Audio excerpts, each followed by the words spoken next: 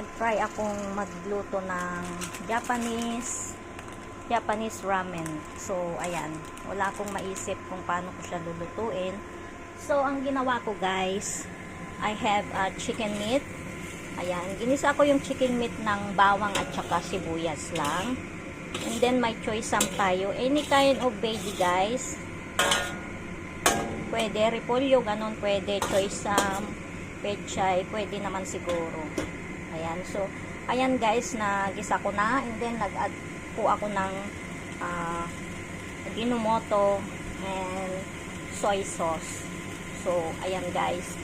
Antayin ko lang na maluto yung choy sam. Pinalambot ko na yung karne guys. So, okay na yan. So, antayin ko lang maluto yung gulay natin na choy sam. And then, i-add ko na yung Japanese ramen natin. So, mamaya na lang guys. Mag-add din tayo ng konting tubig para medyo may sabaw siya ng konti para sa pagluluto natin ng ramen. 3 minutes lang guys na lulutuin yon. So, quickly lang yon na luto. So, ayan guys, wait lang po. Ito na nga guys, okay na yung gulay natin. Lalagyan na natin yung ramen natin. So, ayan.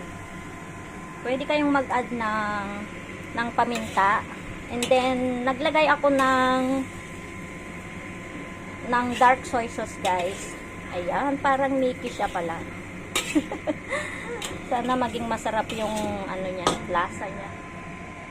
So, ayan, 3 minutes. 48 na nga, ay 148 na. So, hanggang 150 lang ito, guys, na lulutuin. Looks so yummy. So, ayan guys, lutuin ko muna siya ng 3 minutes. At titikman daw nung mga alaga ko kung papasabay yung noodles natin.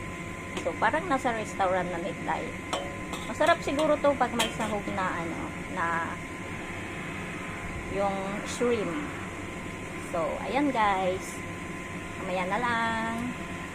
Guys, luto na after 3 minutes. Ayan. Grabe ang init. Kakain na tayo. Ayan. Kain na tayo guys. Ang sarap daw sabi nung alaga ko. Ayan. O, diba? Nakaraos din. Tapos may drinks tayo na lemon. So, eto na guys ang ating finished product ng Japanese ramen natin. So, next time, with soup naman yung gagamitin natin. So, ito na guys. Kainan na. And, thank you for watching guys pala.